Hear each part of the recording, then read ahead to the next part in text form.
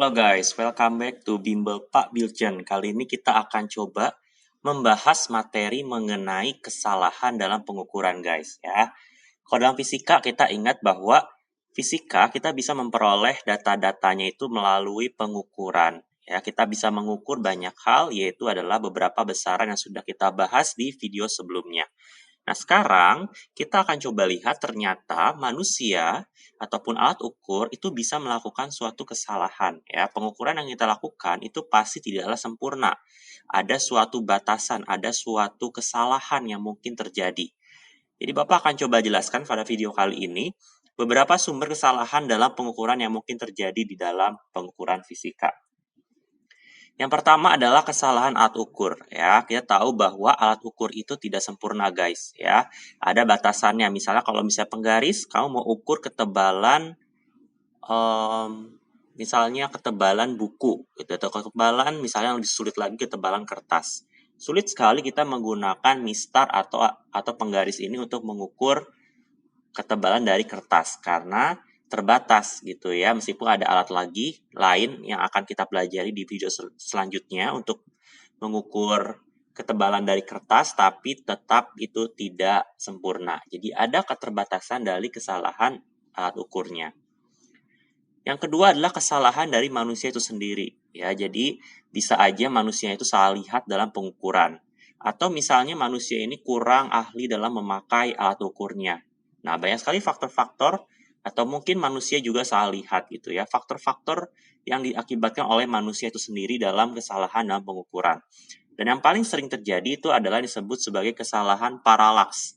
Bagaimana kita meletakkan posisi mata kita untuk melihat skala pada alat ukur kita dengan benar ya. Kalau kita lihat di gambar di sini ada posisi yang benar, itu adalah posisi yang tegak lurus. Jadi benar-benar lihat itu lurus kepada skalanya yang kita ukur. Nah, kalau misalnya kita posisinya tidak terlalu lurus gitu ya, itu posisinya bisa salah sehingga memungkinkan sekali untuk melihatnya juga bisa salah, melihat skala yang tepat. Nah, ini disebut sebagai kesalahan paralaks.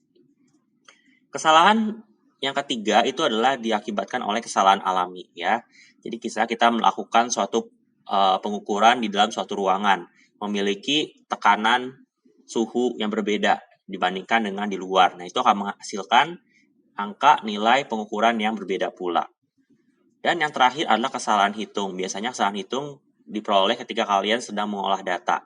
Misalnya kalian salah membulatkan data, salah membulatkan hasil pengukuran, salah hitung, dan lain-lain. Nah, ini adalah 4 sumber kesalahan dalam pengukuran. Pada dasarnya ada 2 jenis kesalahan dalam pengukuran. Yang pertama disebut sebagai kesalahan sistematis, di mana kesalahan sistematis itu berasal dari alat ukur itu sendiri guys, atau pengaruh lingkungan yang mempengaruhi alat ukurnya. Ya, seperti yang sudah saya jelaskan bahwa alat ukur itu tidak sempurna. Perlu adanya namanya proses kalibrasi, ya, standarisasi skala yang kita punya.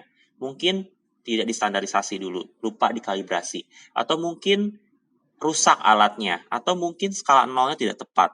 Nah, inilah yang menyebabkan kesalahan sistematis ini terjadi, ya, atau juga bisa pengaruh lingkungan seperti yang sudah saya jelaskan di bagian kesalahan alami. Kesalahan sistematis itu bisa dihindari, ya. Kesalahan sistematis itu bisa dihindari, ya, oleh orang yang mengukur atau orang yang sedang melakukan pengukuran, ya, dengan cara lebih teliti dan lebih hati-hati dalam mengukur. Dan kesalahan yang kedua itu adalah kesalahan acak, di mana kesalahan ini tidak bisa dihindari. Nah, ini biasanya berasal dari lingkungan itu sendiri dan sifatnya tidak bisa dihindari. Misalnya adalah terjadi fluktuasi-fluktuasi, ya, terjadi perubahan-perubahan tidak menentu, misalnya dalam pengukuran listrik.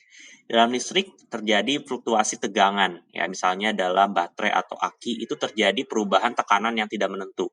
Atau misalnya juga terjadi pada pengukuran tekanan pada gas, ya, gas itu kan dia bergeraknya acak, ya, kita nggak bisa prediksi satu persatu. Nah, itu juga kesalahan acak. Nah, ini adalah sumber dari kesalahan dalam pengukuran dan juga jenis-jenis dari kesalahan. Nah, kira-kira kalian pernah lakuin yang mana nih kesalahan dalam pengukuran dalam fisika? Demikian video kali ini, semoga video ini bermanfaat. Ya, jangan lupa untuk tetap subscribe, like, and comment. Thank you and See you in the next video.